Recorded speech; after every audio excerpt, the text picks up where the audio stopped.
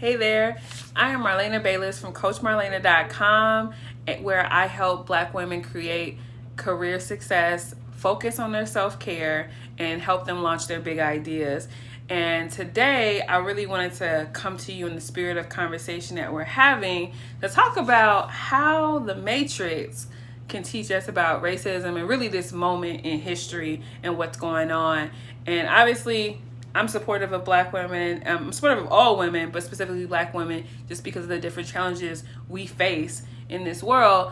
And we're having lots of conversation about how Black people are facing different kinds of situations and whatnot. So I thought that this would be a really good conversation piece to talk about this in a way that made sense. So if you know anything about me, I speak in metaphors a lot. And so this metaphor of the Matrix being such a good teacher, or it illuminates what we're all experiencing right now in such a way that I thought it could be useful to share with our brothers and sisters who are not from the Black experience, to kind of help even grasp it a little bit more so that it becomes clear and clear what our experiences are like and what we're battling and what you might be facing, because the Matrix has really good references to people who are kind of being woken up and they don't want to be woken up, or they woke up and they want to go back to sleep, So anyway, so the way this came about, I was having a conversation with my sister, and we were, of course, talking about everything that's going on, because that's what Black people do. We talk about race. It's not something that we kind of shy away from. It doesn't scare us to say the word white or Black or Latina or Mexican or anything. We understand people identify certain ways, and because we've been identified by our race for so long, it's just natural for us to talk about it in that manner. But all this to say, the Matrix. What I really came to me was that the Matrix is really like Black people's experience is kind of like Neo. We're these beautiful, powerful beings. We don't sometimes even know our strength or capabilities. We may have a sentiment of it, right?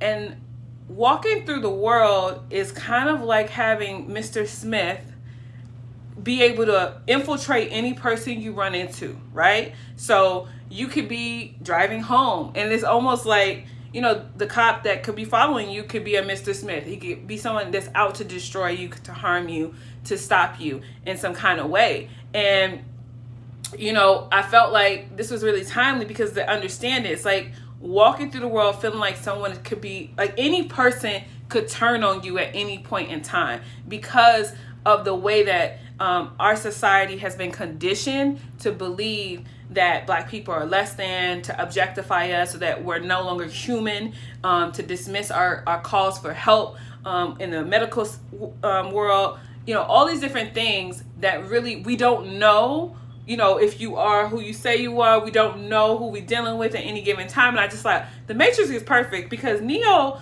he would be talking to somebody, and then he would turn around and Mr. Smith would be right there infiltrating them. And that is kind of how racism works. That's why we say, if you think about it like COVID-19, assume you have it, because you can at any point in time almost be triggered by it if you're not careful.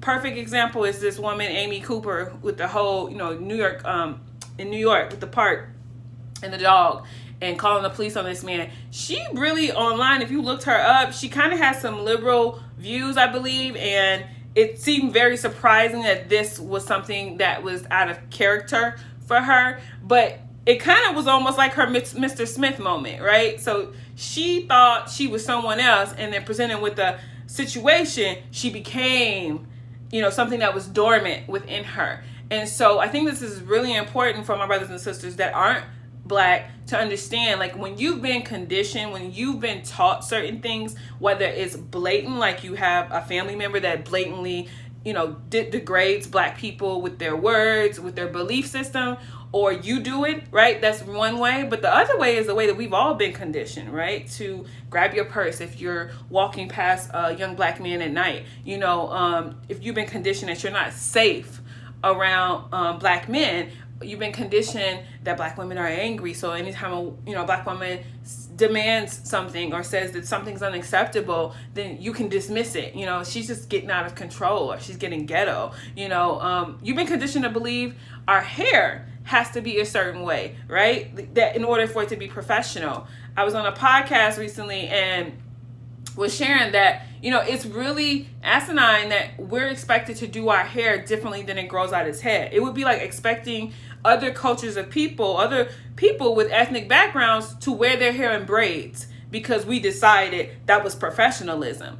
And saying that other people, you would most likely think that's ridiculous, but we've been told that is what was required to be a professional, to look a certain way, to try to dim our differences down so we assimilate to make everyone else, the majority, feel like we fit in. And it was I just thought The Matrix is such a great reference for this. So if you've not seen it, I don't know where you've been, but you should check it out. But if you have seen it, then you know what I'm talking about.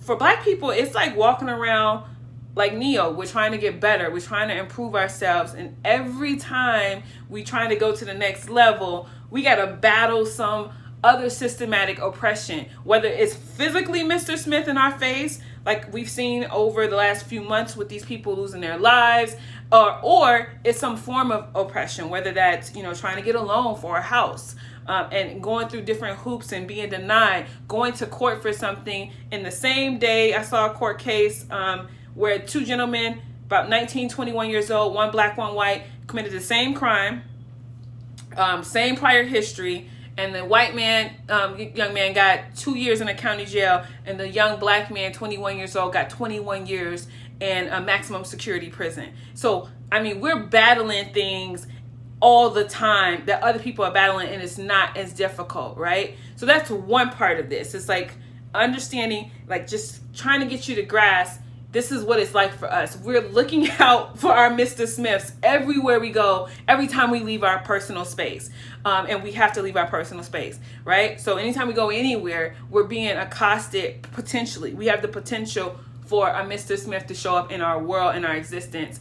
And we're hoping and fighting like Neo to make it through, right? So that's one thing.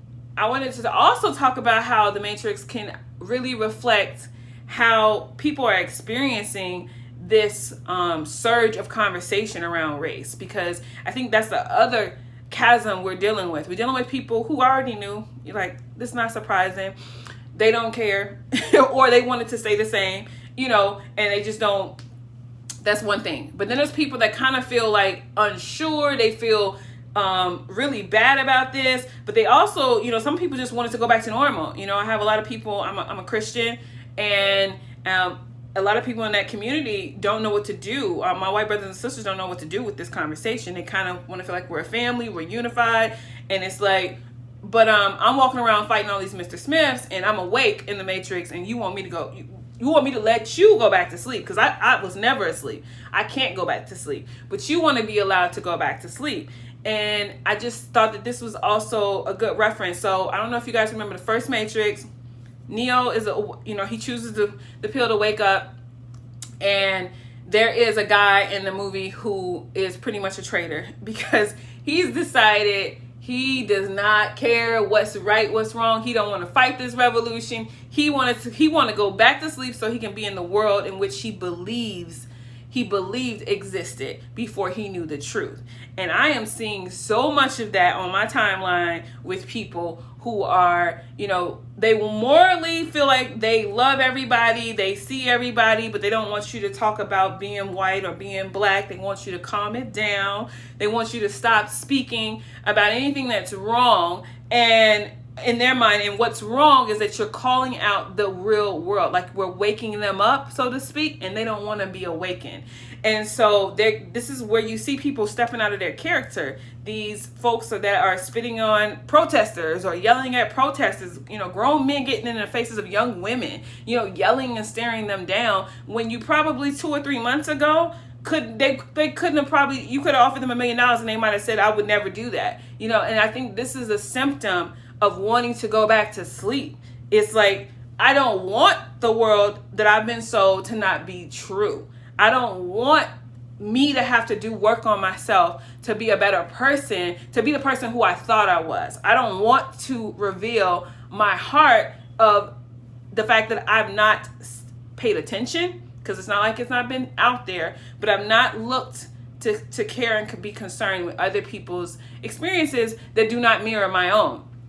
And I've been okay with being the majority, with being the standard, all of that. And so you got all of these people battling this with tooth and nail, honestly, and they don't know how to process it. So they retaliate, they revolt, they kind of do what this brother did in the movie. He turned his back on them. He traded them over. And I think what we have to remember is, again, The Matrix is such a good movie, in that, thinking about it like the machines, right? What are the machines in this matrix that we're living in? Because for Black people, it's like walking past people who are asleep, and they're walking in the matrix, but they're not awake. They don't see it all. They don't see everything that's happening to everyone.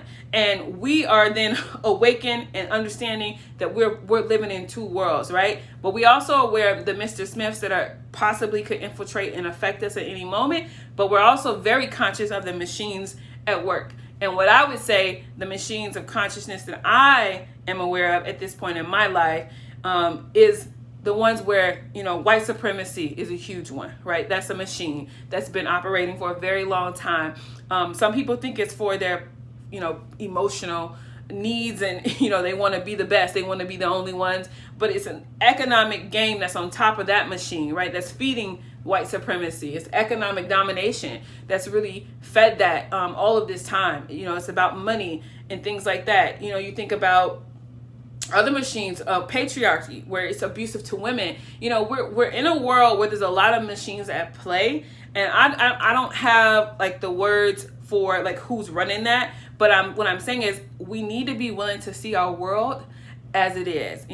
When Neil woke up and saw that they were eating that nasty porridge, and he wasn't really eating that, pasta or that chicken, whatever he was eating in the Matrix when he was asleep. And he realized, like, this is real food. Like, this is how it tastes.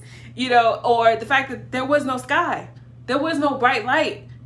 That was all a dream. And I feel like, again, a lot of people are in the Matrix and being woken up, and they kicking and screaming, and they don't want to be. But the Black folks, we've been living in this dark cloud with no sunlight. We've been living in this world where the food don't taste as good. And we just asking you to wake up with us so we can help fight it, so we can change it. And so, again, I think this is this really ties into my mission. One, because I fundamentally want to help all women, and particularly Black women, because the world is so ugly sometimes towards us, and we are so marginalized, but we have so much to offer. And I want us to remember that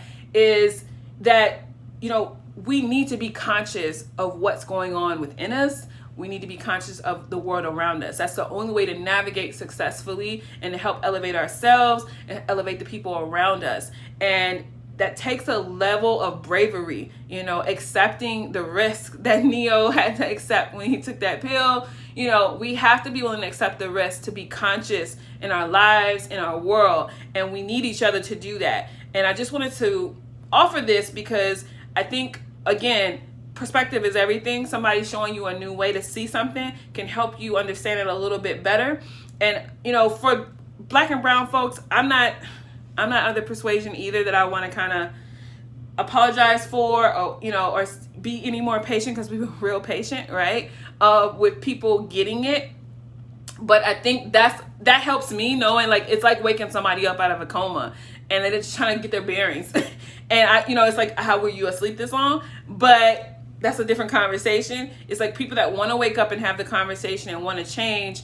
I think the Matrix is such a good mirror for this experience that Black people are going through and how they feel a lot of the time, as well as where we are as a country right now. And I think if people could see it that way, it might be more easier to grasp and understand the people that are reacting that way. And for you to actually decide for yourself, what do you want to choose? Are you trying to go back to sleep, or are you trying to fight the machines? Are you trying to get yourself stronger so that you can battle the things, so that Mr. Smith can't easily infiltrate you, racism can't easily come up out of you, right, and be spewed at the next person beside you, in front of you, behind you, right? So this is really a challenge for us all, but specifically for my white brothers and sisters, to really do the work and to understand that this is the risk that you're taking if you don't understand, acknowledge, and decide to act to move forward. So I hope that this was helpful. I hope this was an interesting way to understand this very difficult subject and topic. And please leave me comments and let me know just what you got out of it. I'd love to hear from you. Again, my name is Marlena from CoachMarlena.com. Please, you can show up there and connect with me, or show up on Facebook at Marlena Bayless Ruffin, and LinkedIn and whatnot. But I'd love to stay connected with you guys. And thanks for watching.